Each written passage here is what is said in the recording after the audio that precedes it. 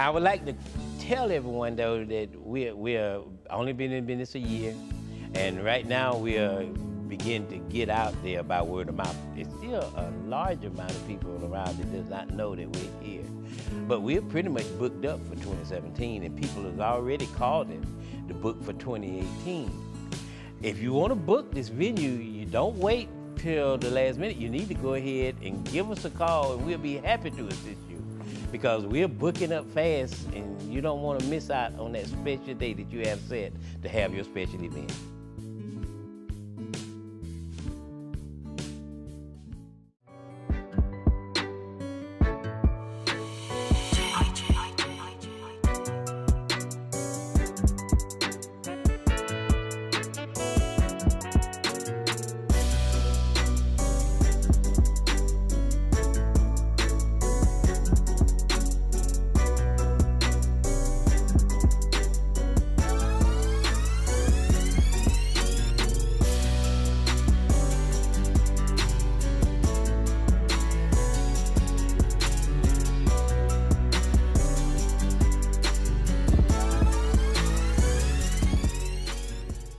I'm glad to have with me today Fran Wells, Richard Nesbitt. It's that time of the year again. We want to talk about Black History Month.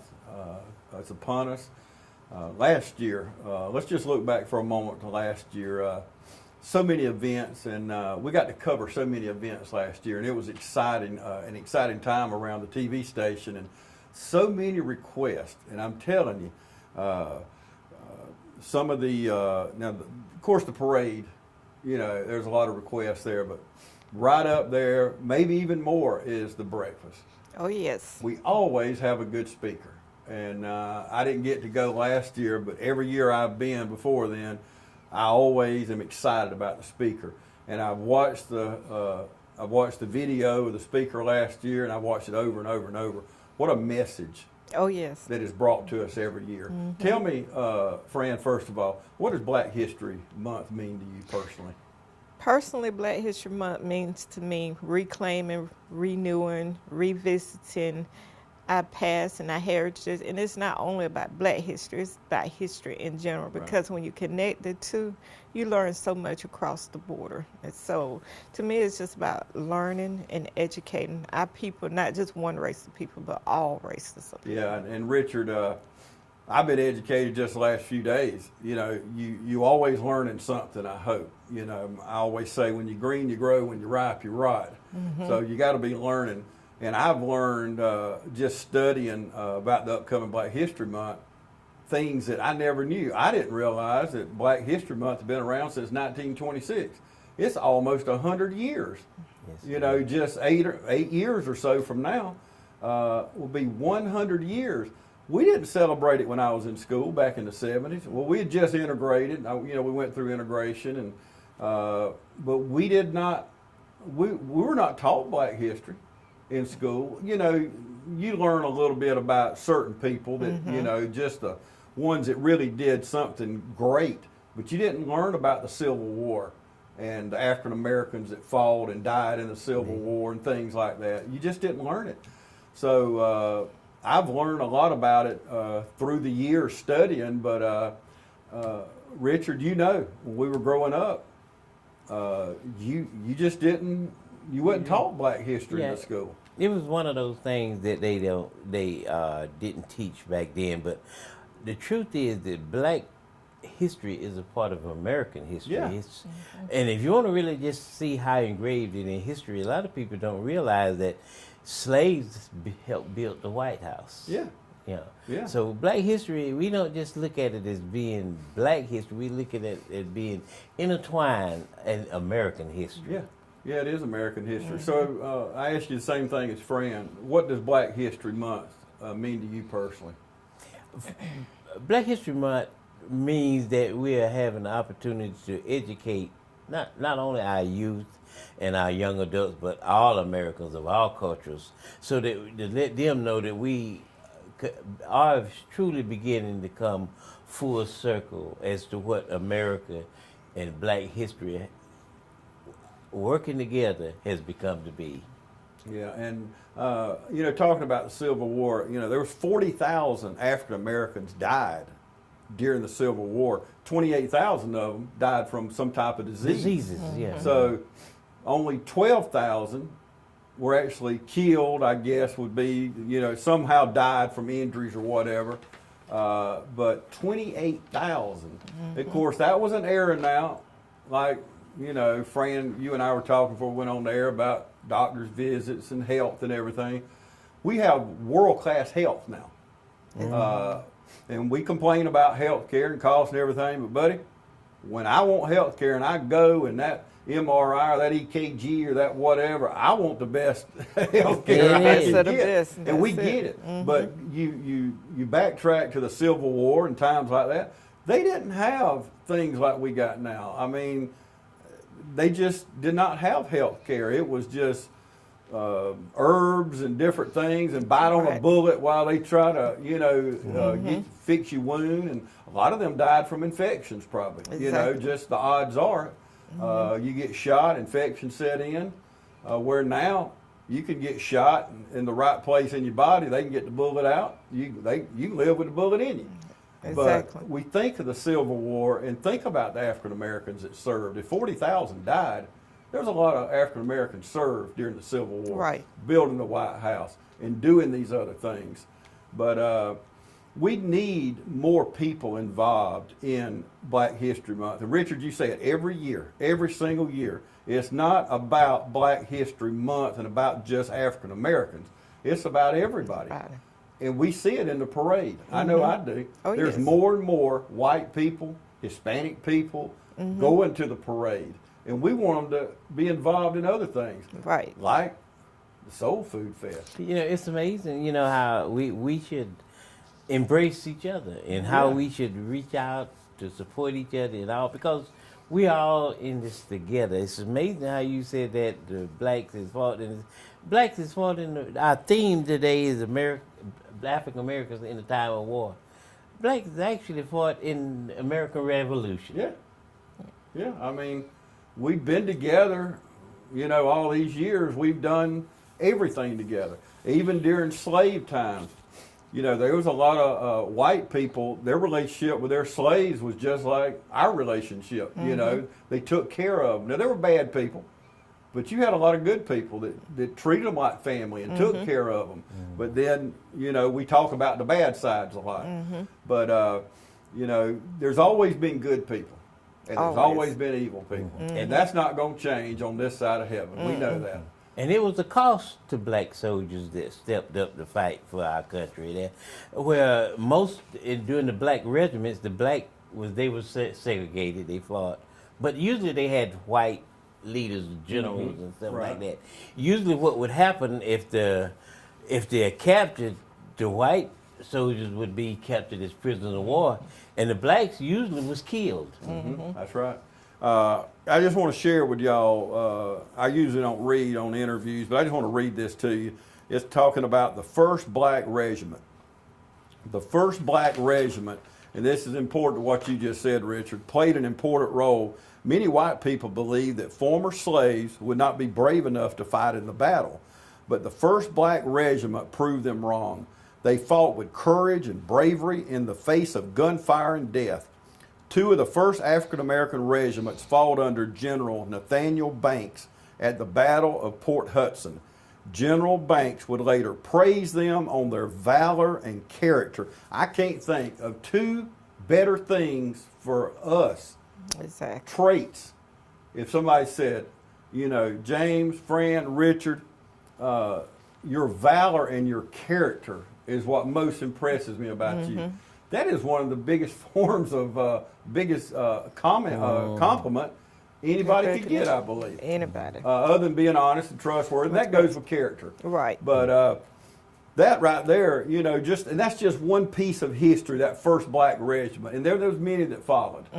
So there's a lot of things to get involved, and I share this with people, and we all know this, but these are reasons we need to be a part of Black History Month, whether it's a speaker at the middle school, the different programs to educate us, the ministerial program, the youth program, the senior citizens. There's so many ways to be educated. Or Google. just go online and learn Yes. about our history. I mean, it's so easy. That's what I do. I just Google what I want to learn about. And if we learn something every day, and as we approach Black History Month, we should be educating ourselves. Exactly. We hear a lot of talk about heroic black soldiers in the time of war. We hear a lot of talk about the Tuskegee Airmen and the Buffalo Soldiers, but one of the most famous was the 54th Massachusetts. That's right. And we read a little bit here Yeah. about it. Said one of the most famous black regiments was the 54th Massachusetts Infantry Brigade. The story was told in an award-winning 1989 movie, Glory. Their most famous battle was when they led the Union soldiers at Fort Wagner, lost 40% of their troops, including the commanders, Colonel Robert Shaw. However, their bravery was an inspiration to all Union troops, especially of the black regiments. Yeah. And we could do a 2-day show, just stay on the air constantly and continue and not repeat one thing. And everything you talk about, I look at it as American history. It's American history, whether we're talking about black history now. It's American history. You just said it a while ago. But these things we've shared here, what wonderful things that and we're going to be showing you over the next month or so. We'll just be showing you on many times a day moments in black history. And we'll be educating the people here on the TV station. So you watch close, and even if you don't want to do it yourself, just watch TV 35. We're going to educate you over the next 60 days or so. So you just stay tuned, and we'll assist you that. If you don't have a computer, don't worry about it. We're gonna tell you things that you never knew, because I've learned things that I didn't know. So, Right. And I want to share them with everybody. Let's take a commercial break, and we're going to come back and move into our Black History Festival coming up. Wow, 2018 Black History Festival. Stay with us. We'll be back right after this. Merry Christmas from everyone at Century 21 Durden Cornegay Realtor. Jody Tanner, Jim Jarrett, Pam Tillery, David Deeves, Beverly Forbes, Ann Adams, Raina Duberly, Benny Helton, Charlene Brantley, Ruth Watson, Jay Brantley, Charlene Lamb, Yvonne Robertson, Karen Whitmer, and broker George Durden. Merry Christmas from the Realty Company with the best home sales in Dublin and the surrounding area, again in 2016. Log on to c21dublin.com today. Welcome back, everybody. I have with me Fran Wells and Richard Nesbitt with the Black Festival Committee. And we know about the parade coming up January 13th, one of the largest parades in the United States. It is. It is. We've always done a good job here, and we got to thank two people that has been a part of that parade.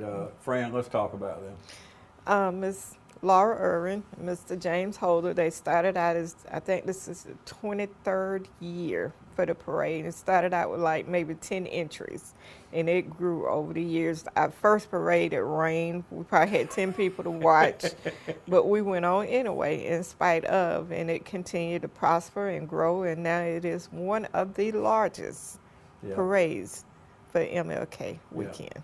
Yeah, and I want to thank Monique and Derek. He gonna get me. I always call him. I always tell Derek he's Tim's older brother. He don't like me saying that. You know, Tim put me up to that. But they do a wonderful job doing the parade, and we've had years. I've been out there at the parade, freezing to death, drizzling rain. We carried on. Oh, yes. I've been out there, the most beautiful weather you ever been. I've been in windy weather, all kinds of weather, but you know, the parade goes on. Oh, yes. And we have good crowds, and they hang in there, they dress warm, or whatever we have to do. We have to adapt. But we know about the parade on the 13th, but that following Monday is always one of my favorite events, and I talk about it the most, I guess. And I know there's many, I'm not taking away from other events, but I love the breakfast. I love the meaning of the breakfast. It's like a family reunion to me. It is. I love to come out and interview, and I'd grab all kinds of people. I talk to y'all, I know, but not just the people on the committee. So many people you just grab and find out, you know, why they're there and what it means to them. it's just such a wonderful time. But who's the speaker this year? This year we have Minister Brian Howard from Soperton, Okay. Georgia. And he's not new to the community, but he is new to the community. He is Reverend Isaiah Stevens' son. So Good. he will be here from Soperton. He's a dynamic speaker. You enjoy him 100%. Well, he should know where he's coming. It shouldn't take long to It get shouldn't here. take long. And I would like to say, though, if you haven't been a part of these breakfasts, MLK breakfasts over the last few years, you would definitely want to be a part of it this year. We have had so many vendors that has taken an interest in what we're doing that they've actually called me and asked. And we have a couple of award-winning vendors just going to be there this time. The supply company supply downtown, Holy Smoke, and Smitty's Barbecue, Right. and several others that's new to this year. Well, great, man. I tell you, it's too early in the morning to think about that. I was thinking each one of them has things I love. Now, Smitty's, their ribs are incredible. I love the ribs. Of course, Holy Smoke. I love the barbecue, company supply. My goodness, they got so much on Everything. them. They just have wonderful food there. So, And they company supply said they're going to shock everybody with a dish. I'm sure they're coming up with something special. oh my goodness. So, well, that's new. That's wonderful right there. That's good. What about tickets, friend? Tickets for the breakfast are $12 in advance, $15 at the door, but we are encouraging the community to purchase their tickets in advance. That way they're pretty much can have a seat, but when you come to the door, you know, we're going to seat the people with the tickets first. So we want everybody to purchase the tickets in advance because that gives us more time to prepare and know how many people we actually need to prepare for. Because last year we was right at 350 people. Yeah, and it takes a lot of planning, Richard, and you got to have enough food. You got to have enough cups. There's so much, you know, and it's so important, y'all. Purchase those tickets so we can plan, and because you want it to be perfect for everybody. Richard, how do we get tickets? Well, you can get tickets from any member of the Black Festival Committee, and I was just was nice if we could leave some here. Absolutely, absolutely. You know, so that'd be a central location. If anyone cannot get in touch with anyone that's on the committee, they can drop by here and pick up some tickets. Very convenient. We'll have tickets here at the TV station. We're right here at the River Bridge, no matter where you're coming from. I know we're going to have a lot of people from Soperton coming. We know that. There's going to be a lot of people from Truman County coming because of the speaker. So as you come into Dublin, we know people from Soperton come to Dublin a lot. Right at the River Bridge, look to the right coming from Soperton. Pull in here and get your tickets. We'll have plenty of tickets here. So that'll be great right there.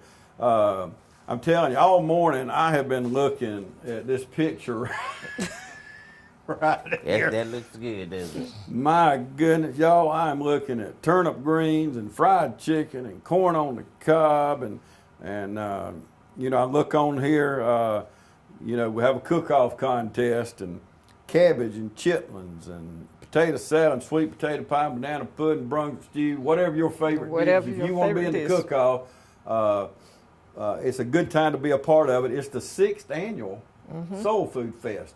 And I had to come to this next because let me tell you, food brings us all together. Oh, yes. Okay. When we have lunch at church, I don't care where you go to church, you're going to have more people that day than any other day. Of course. They coming to eat.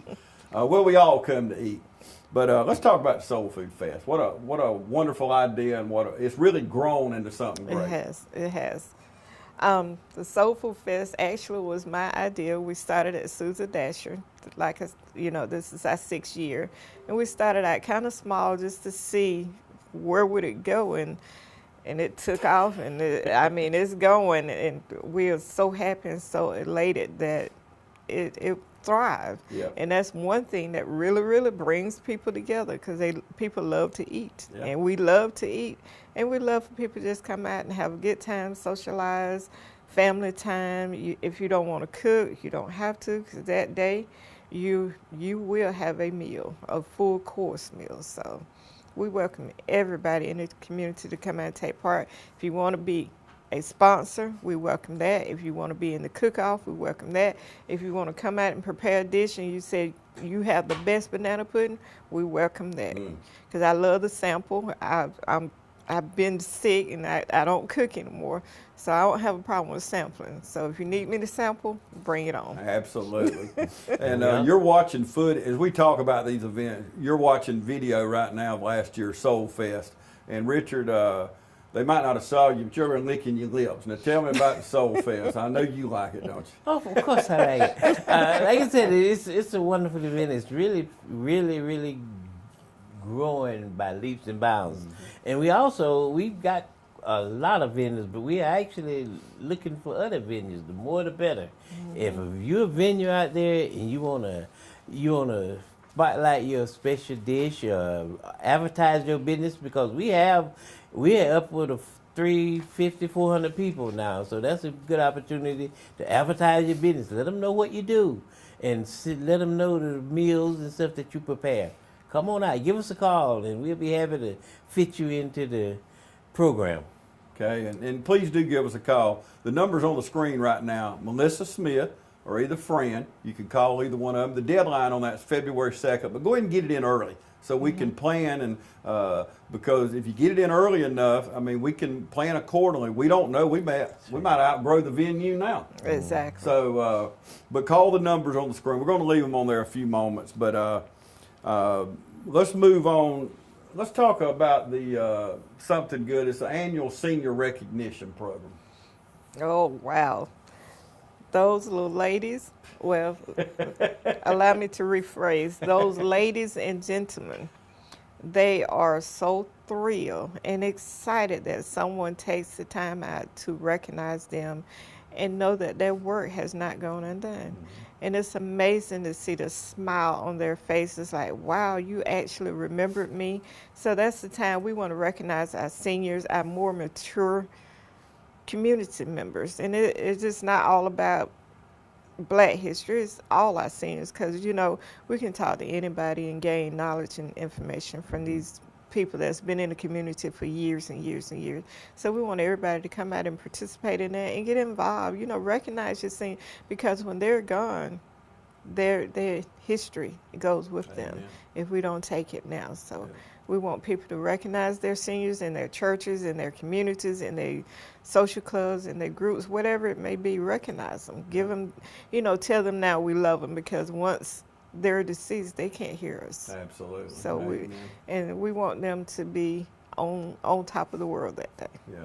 We got to take another commercial break. There's so many events, and you're seeing throughout the show, we're continuously showing you the events during this year's Black History Festival, and we can't get to all of them today. I want to come back and talk about one more before we go, but as you notice, they've been scrolling and showing up on the screen, so make sure you get that. We're going to tell you how to also pull the calendar of events so you can have one maybe on the refrigerator or something. We're going to take another break. We're going to come back and wrap up right after this.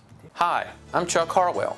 I want to say thank you to the community for allowing us to help you in your financial plans. If you're looking for a personal banker to assist you in meeting all your financial needs, then let me invite you to stop by our location on Bellevue Avenue in Dublin. You'll love our location, our services, and especially our people.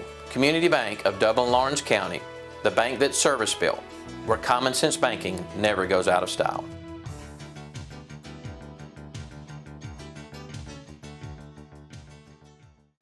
Welcome back, everybody. We're going to wrap things up. I'm still talking with Fran Wells, Richard Nesbitt with the Black Festival Committee.